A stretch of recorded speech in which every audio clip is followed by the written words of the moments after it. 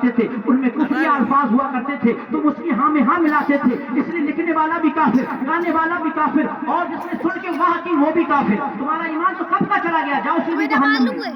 بہرحال جب پکڑا حضرت خضر علیہ السلام کو آئیہ کو دیا ہاتھ میں، سے لے جاؤ۔ اس نے کہا حضور ایک میری آخری خواہش ہے، میں چوری کی نیت سے جب فلاں علاقے میں جا رہا تھا، ایک عبداللہ نام کا شخص نے مجھے پکڑ لیا، میں نے کہا مجھے مرید کرو، وہ میرا پیچھا نہیں چھوڑ رہا تھا، جب تک کہ میں نے اسے مرید نہ کیا اس نے میرا پیچھا نہ چھوڑا، میں اس سے وعدہ کر کے آیا ہوں کہ میں لوٹ کے آؤں گا۔ حضور 3 سال ہو گئے ابھی تک نہیں کیا، آپ کی اجازت ہو تو میں پہلے اسے مرید بنایا ہوں، اسے دوبارہ مرید کر دوں، کیونکہ اب تو ابدال ہو چکا ہے۔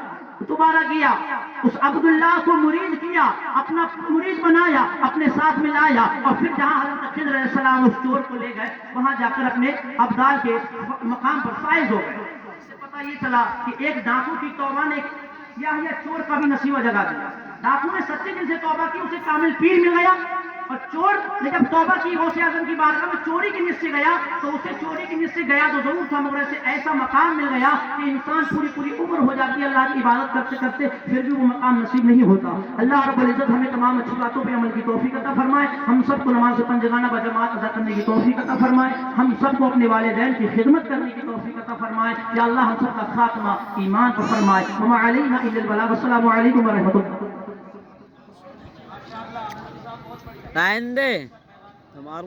میں سبحان اللہ، ماشاءاللہ، تیرا احسان ہوگا مجھ کو تو اتنا اگر دے دے۔ اگر اللہ نے آواز دی ہے تو نبی کے نام پر زبان کھولے، علی کے نام پر ہاتھ اٹھا کر بولے سبحان اللہ۔ تیرا احسان ہوگا مجھ کو تو اتنا اگر دے دے، اے میرے دوست چوری کرنے کا مجھ کو ہنر دے دے۔ راجی لگا کر کہنے یا رسول اللہ، تیرا احسان ہوگا مجھ کو تو اتنا اگر سلامت رکھے، ان کی آواز میں اور برکت عطا فرمائے۔ راجی لگا کر اپنے نبی کو پکار کہیں لبیک یا رسول اللہ، تیرا احسان ہوگا مجھ کو تو اتنا اگر دے دے، اے میرے دوست چوری کرنے کا مجھ کو ہنر دے دے۔ اگر چوری کروں مولا تو پھر فوراً پکڑ جاؤں، مگر مجھ کو کسی محبوب سبحانی کا گھر دے دے، مگر مجھ کو کسی محبوب سبحانی کا گھر دے دے۔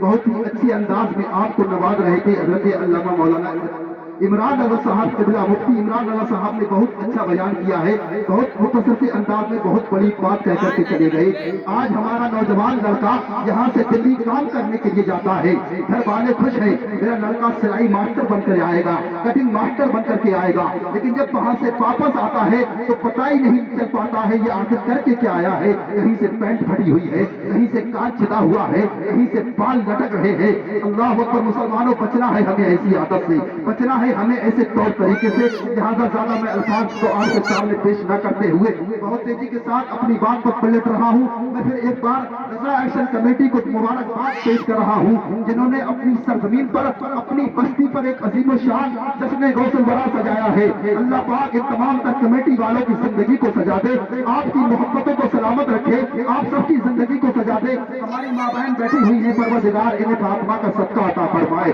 ماں بہن کے حوالوں سے ایک شعر پڑھ رہا ہوں، ذرا جی لگا کر اپنے ماں باپ کے نام پر بولے یا رسول اللہ۔